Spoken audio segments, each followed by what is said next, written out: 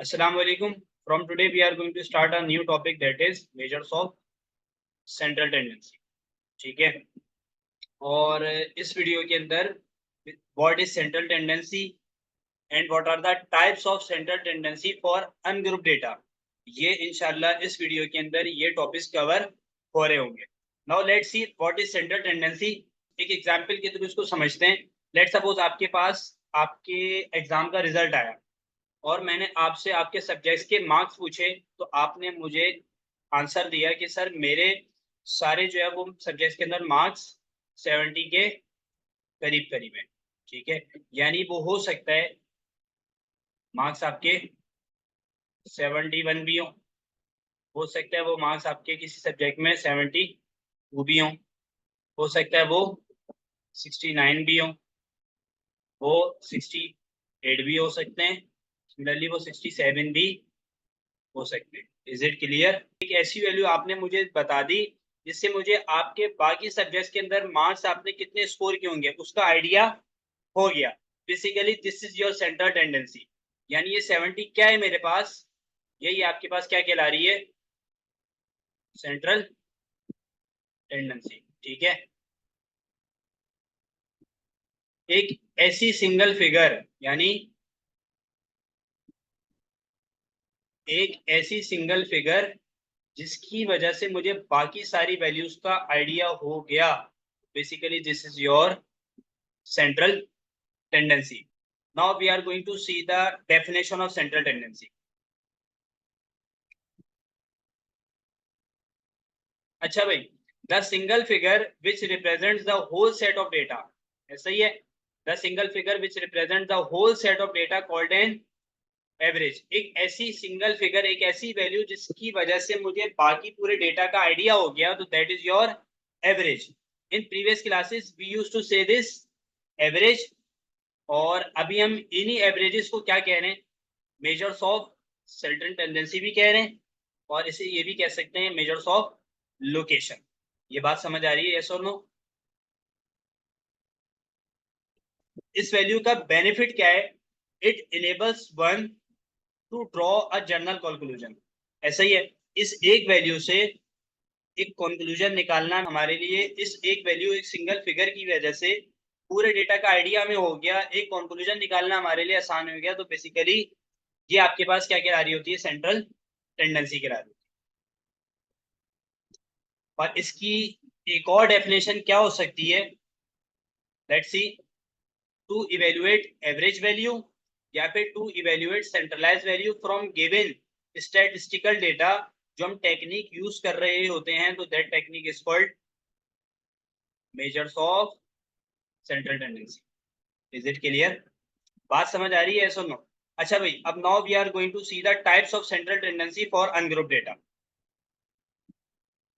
देखो, इस वीडियो को अनग्रुप डेटा और ग्रुप डेटा के अंदर ब्रेक करने का मकसद ही है कि अनग्रुप डेटा के लिए सेंट्रल टेंडेंसी की जो टाइप्स हैं, that is mean, median, mod, उनके फॉर्मूलाज चेंज हो रहे होंगे, और ग्रुप डेटा के लिए इन सब के फॉर्मूलाज चेंज हो रहे होंगे. इसलिए इस वीडियो को अनग्रुप और ग्रुप डेटा की फॉर्म में मैंने ब्रेक किया है. Now let's see what is mean. Mean को हम अरिथमेटिक मीन भी कहते हैं. ठीक है,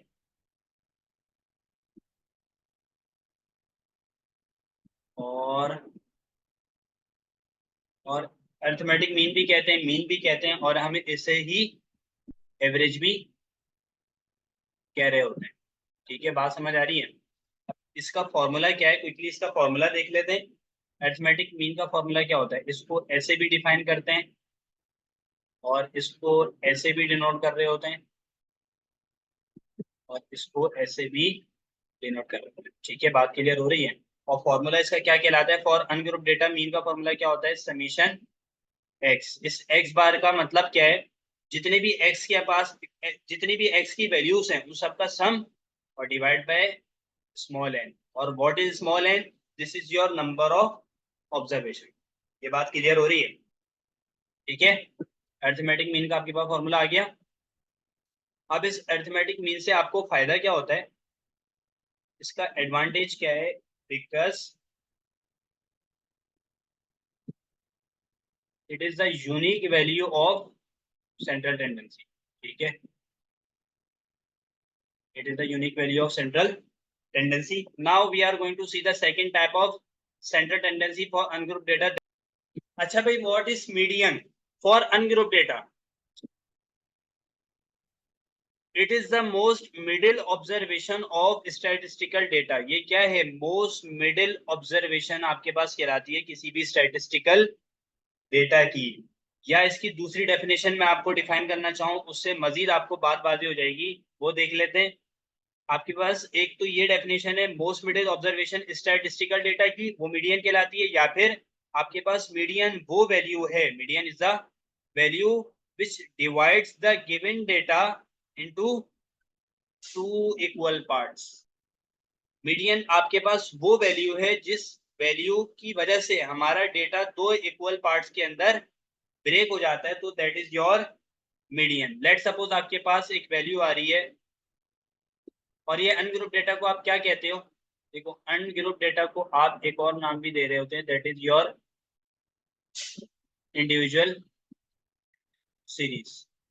ठीक है। अच्छा, लेट सपोज मेरे पास x की वैल्यू क्या दी हुई है? मुझे दी हुई है वैल्यू 1 2 3 4 5 6 7। ठीक है, मुझे x की 7 वैल्यूज दी हुई हैं। अगर मैं इन वैल्यूज को दो इक्वल पार्ट्स के अंदर ब्रेक करूं तो मुझे मीडियन की वैल्यू क्या मिलेगी? देखो, n आपके पास क्या आ रहा है यहाँ पर? n नंबर ऑफ ऑब्जर्वेशंस होती हैं, वो क्या है? 7, यानी ऑड है। ऐसा ही है। अब यहाँ से अगर आप देखो, यहाँ पर आप 3 वैल्यूज यहाँ से छोड़ो लेफ्ट साइड से, और 3 वैल्यूज आप राइट साइड से छोड़ो आखिर की, तो आपको जो सेंटर वैल्यू मिलेगी वो आपके पास क्या कहलाएगी? मीडियन। क्यों? ये 4 आपके डेटा को, स्टैटिस्टिकल डेटा को दो इक्वल पार्ट्स के अंदर ब्रेक कर रहा है, तो basically that is your median. ये जो मोस्ट मिडिल ऑब्जर्वेशन है ना, इसका मतलब ही क्या है? ओनली सिंगल मिडल वैल्यू होगी। ठीक है, only single middle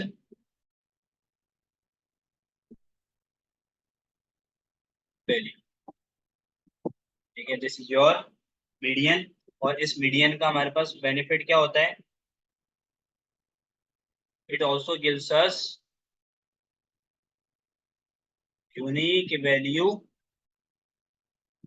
of central tendency.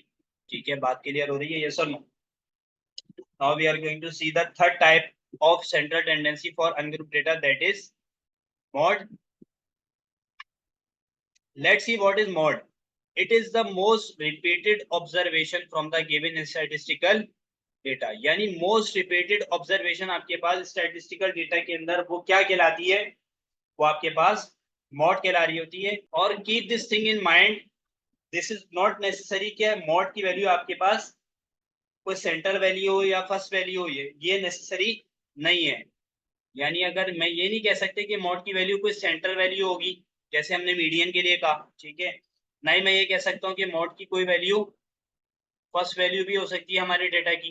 ठीक है, ना ही मैं कह सकता हूँ लास्ट वैल्यू हो सकती है। ठीक है, दिस इज नॉट नेसेसरी कि हमारे पास सेंट्रल वैल्यू हो, फर्स्ट वैल्यू हो, लास्ट वैल्यू हो फॉर mod। कोई सी भी वैल्यू जो रिपीट हो रही हो, जो मोस्ट रिपीटेड ऑब्जर्वेशन हो आपके पास स्टैटिस्टिकल डेटा के अंदर, that is your value of the mod।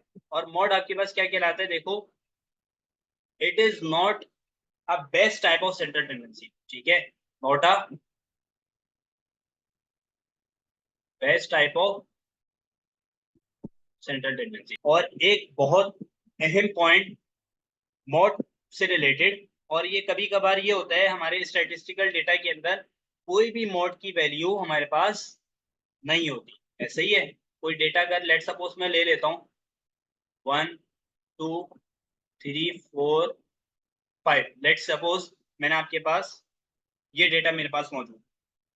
अब इसके अंदर कोई वैल्यू बताओ मुझे जो रिपीट हो रही है? नहीं हो रही। स्टैटिस्टिकल डेटा तो है ये, मगर हमारे पास कोई भी mod की वैल्यू रिपीट नहीं हो रही। तो बेसिकली हमारे पास ये वाला पॉइंट यहाँ पर क्लियर हो गया कि हमारे पास कभी कभार mod की स्टैटिस्टिकल डेटा के अंदर कोई भी वैल्यू नहीं होती। Is it clear? यस और नो? आई होप कि आपको ये लेक्चर ओवरऑल क्लियर हो गया होगा। कोई भी क्वेरी हो So kindly mention your query in the comment box or kindly subscribe this channel.